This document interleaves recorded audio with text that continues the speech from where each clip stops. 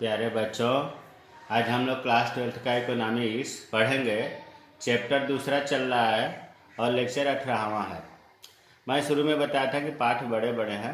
आज हम लोग इस पाठ में पढ़ेंगे मांग। मांग जिसको अंग्रेजी में कहते हैं डिमांड, DEMAND। मांग क्या है? मांग किसी वस्तु की वह मात्रा है जो किसी दिए हुए समय में, देखो एक निश्चित समय होगा और किसी दिए हुए मूल्य पर मांगी जाती है। मांग जो है डिमांड किसी निश्चित समय में और किसी दी हुई मूल्य पर मांगी जाती है। किसके द्वारा? उपभोक्ता के द्वारा। एक और परिभाषा है प्रोफेसर JS मिल के द्वारा। मांग किसी वस्तु की वह मात्रा है जो कि कोई व्यक्ति एक दिए हुए मूल्य पर खरीदने के लिए तैयार हो जाता है। तो इनकी परिभाषा या ये परिभाषा है कोई याद करना पड़ेगा। JS मिल की भी परिभाषा याद है, आसानी से हो सकती है याद, कि कोई व्यक्ति एक दिए हुए मूल्य पर खरीदने को तैयार है, वही वस्तु की मांग है। मांग दो प्रकार का होता है, बाजार मांग और व्यक्तिगत मांग। देखो नाम से ही लग रहा है व्यक्तिगत, ये एक आदमी की बात हो रही है इसमें। और बाजार में ढेर सारे क्रेता विक्रेता होते हैं, अर्थात ज़्यादा लोगों की बात हो रही है। अब बाजार मांग किसे कहते हैं और व्यक्तिगत मांग किसे कहते हैं? बाजार मांग किसे कहते हैं? बाजार मांग से अभिप्राय का मतलब अर्थ, सभी उपभोक्ता, देखो यही चीज़ ध्यान देना है, एक से अधिक सभी उपभोक्ता द्वारा एक निश्चित अवधि में, मतलब निश्चित टाइम में, विभिन्न कीमतों पर, बाजार में विभिन्न कीमतों की वस्तु होती है, मांगी जाने वाली वस्तु की मात्रा से है। इसका परिभाषा हुआ कि सभी उपभोक्ताओं द्वारा निश्चित अवधि में विभिन्न कीमतों पर मांगी जाने वाली वस्तु की मात्रा। अगर मान लो 5 है उपभोक्ता, तो पाँचों के द्वारा जितनी वस्तु मांगी जा रही है उसे बाजार मांग कहेंगे। अब व्यक्तिगत मांग से अभिप्राय एक उपभोक्ता द्वारा एक निश्चित अवधि में विभिन्न कीमतों पर मांगी जाने वाले वस्तु की मात्रा से। देखो बाजार मांग में यहाँ हमने बताया था सभी, और इस सभी के जगह पर, व्यक्तिगत के जगह पर एक करना है, बाकी सेम वही शब्द रहेंगे।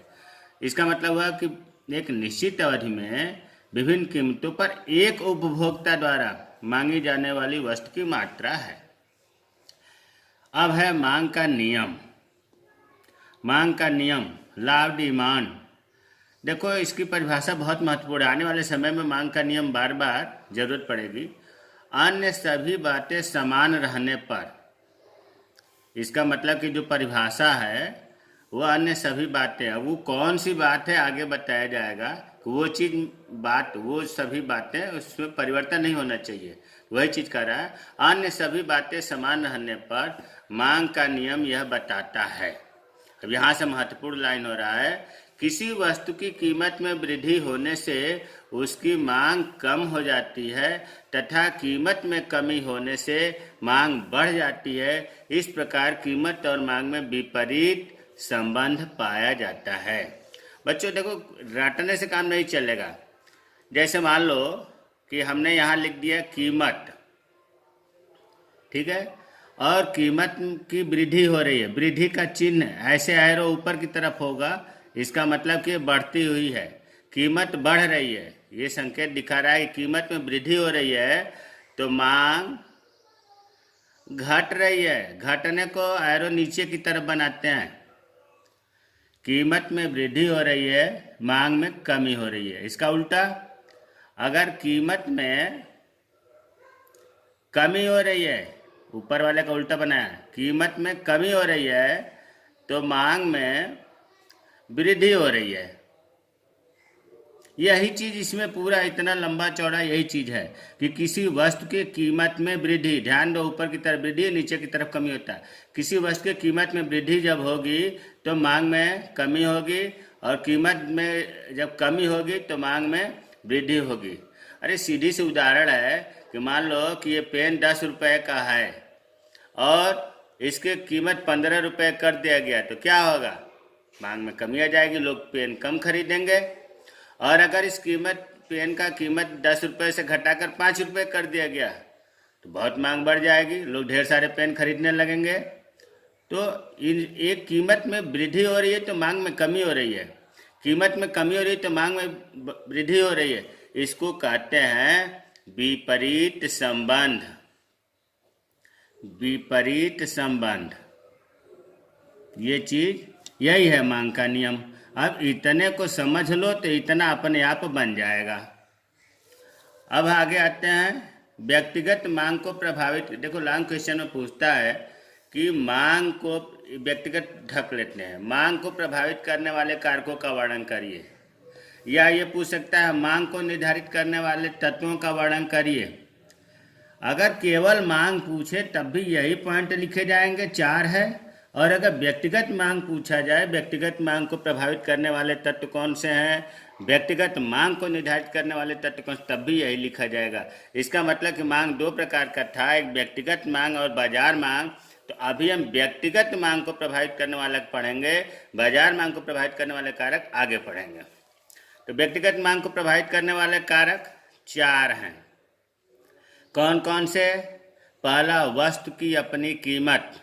देखो ये चारों बहुत महत्वपूर्ण है, अगर मांग या मांग की लोच जो आगे पढ़ेंगे इसके बिना समझ में नहीं आएगा।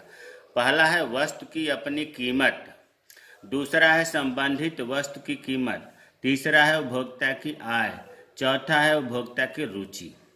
देखो जो पहला है वस्तु की अपनी कीमत, इसको कहते हैं कीमत कारक।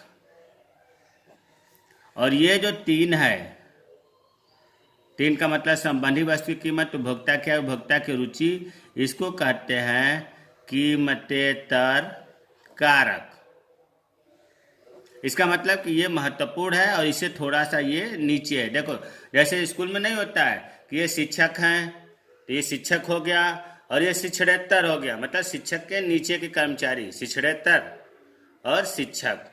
तो अब आप समझ गए होंगे कि मांग को निर्धारित करने वाले तत्व 4 हैं। अब इन चारों को हम एक एक अलग से बढ़िया से स्टडी करेंगे। पहला है वस्तु की अपनी कीमत। जब आप बाजार में जाएंगे तो हर वस्तु की अपनी एक कीमत होगी ना। अब ये कह रहा है मांग क्यों बढ़ती है, क्यों घटती है, क्या कारण है, यही कारक बताना है। तो वस्तु की अपनी कीमत होती है। अभी हमने ऊपर मांग के नियम में भी बताया था कि अगर कीमत बढ़ती है तो मांग घटती है, या कीमत घटती है तो मांग बढ़ती है। विपरीत संबंध है, विपरीत संबंध, ये मांग का नियम कह लीजिए या वस्तु की अपनी कीमत की व्याख्या कह लीजिए। देखो वही चीज लिखा है इसमें, इतने से इतना बात अपने आप आ गया। अन्य बातें समान रहने पर वस्तु की कीमत में वृद्धि होने पर मांग कम हो जाती है। देखो कीमत में वृद्धि होकर मांग में कमी हो गई, कीमत में कमी होने पर मांग में वृद्धि हो जाती है, कीमत में कमी होते ही मांग बढ़ गई। कीमत और मांग में विपरीत संबंध है। तो पहला हो गया कीमत कारक से वस्तु की अपनी कीमत। अब दूसरा संबंधित वस्तु की कीमत। संबंधित वस्तु की कीमत, देखो नाम से लग रहा है कि संबंधित, इसमें कम से कम 2 वस्तु होंगे जिनका आपस में संबंध होगा, रिलेशन होगा, इसीलिए संबंधित शब्द का प्रयोग आया है। इस प्रकार की वस्तु 2 प्रकार की होती है। पहला होता है स्थानापन्न वस्तु में, दूसरा होता है पूरक वस्तु में। अगर मांग को प्रभावित करने वाले कारक में तो इनका वर्णन होगा ही, अलग से भी क्वेश्चन पूछा जाता है कि स्थानापन्न वस्तुएं किसे कहते हैं, पूरक वस्तुएं किसे कहते हैं, दोनों में अंतर बताइए। इसलिए स्थानापन्न वस्तु, पूरक वस्तुएं यहाँ बढ़िया से हमने लिखा है और समझाऊंगा। स्थानापन्न वस्तुएं, इनको अंग्रेजी में कहते हैं सब्स्टिट्यूट्स। देखो इसको रटने से पहले हम आपको समझा दें ऐसे कि देखो स्थानापन्न वस्तुओं में 2 वस्तुएं हैं, एक सस्ती है एक महंगी है। और अगर सस्ती वस्तु का दाम बढ़ जाएगा तो लोग सस्ती वाले को क्यों खरीदेंगे, फिर महंगी वस्तु को खरीदने लगेंगे। तो वही चीज़ है, स्थानापन्न वस्तुएं वे वस्तुएं हैं जो एक दूसरे के स्थान पर एक ही उद्देश्य के लिए प्रयोग की जाती है। उनमें से एक वस्तु की कीमत तथा दूसरी वस्तु की मांग में प्रत्यक्ष संबंध होता है। अब इसको जो है, जैसे उदाहरण चाय और काफ़ी, लकड़ी, कोयला, डालडा व मूंगफली का तेल आदि। एक कुछ समझते हैं ऐसे, जैसे मान लो कि चाय की कीमत में वृद्धि हो गई।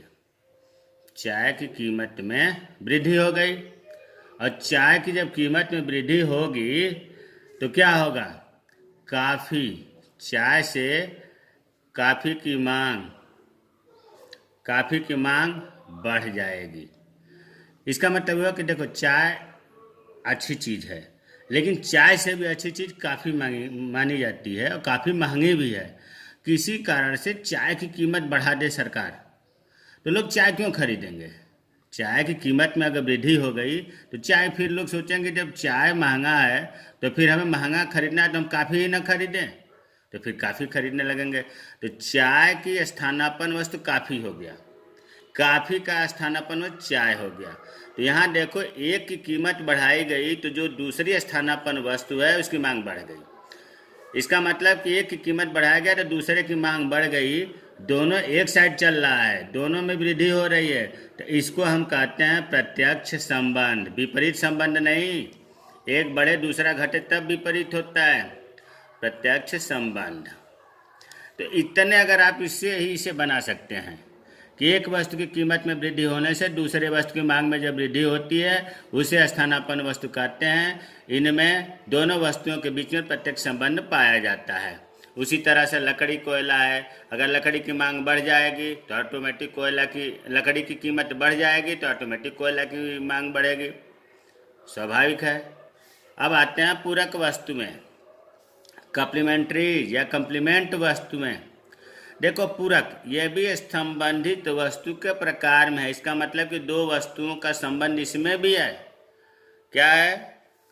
पूरक वस्तु में वे वस्तुएं हैं जिनका उपयोग एक साथ किया जाता है। एक वस्तु के बिना दूसरी वस्तु की वैल्यू समाप्त हो जाती है, जैसे कार, पेट्रोल, सुई, धागा, पेन, स्याही।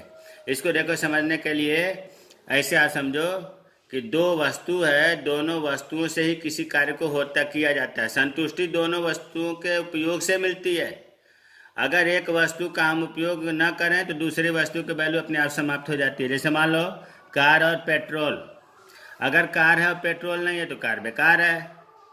सुई है, धागा नहीं है तो सुई भी बेकार है, इसकी वैल्यू ही नहीं रहेगी। पेन, स्याही भी है। तो अब इसमें हम देखते हैं, जैसे मान लो पेट्रोल की कीमत बढ़ गई, उदाहरण हम ले रहे हैं, पेट्रोल की कीमत में वृद्धि हो गई, तो कार या स्कूटर जो है, कार की मांग पर क्या प्रभाव पड़ेगा?